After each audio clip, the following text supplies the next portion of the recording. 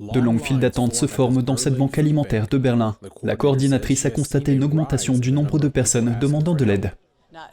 Maintenant, il y a des gens qui viennent et qui sont à la limite de leurs revenus. Ils disent que les prix ont tellement augmenté.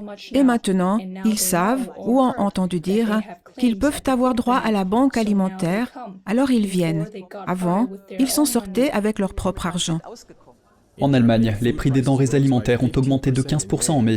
L'inflation est maintenant retombée à environ 6%. Les économistes estiment qu'il faudra de nombreux mois avant que les consommateurs ne voient les changements se refléter sur les prix. Au milieu de l'année 2021, les craintes d'une invasion russe en Ukraine ont fait grimper les prix du gaz naturel et du pétrole.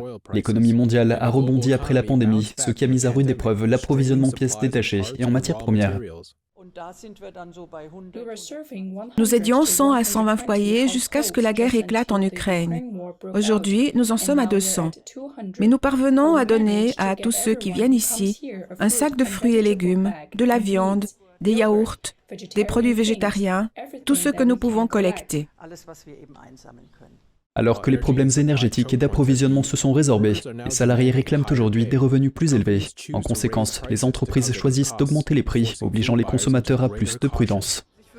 Eh bien, je dirais que je suis devenue plus attentive aux prix et je fais plus attention à l'endroit où je fais mes courses. Par exemple, en début de semaine, je planifie toujours ce que je vais cuisiner et puis je fais mes courses.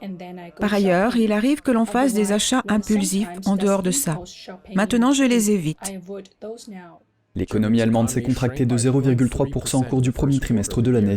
Ce recul fait suite à celui enregistré au dernier trimestre 2022, ce qui signifie que la première économie d'Europe est entrée en récession.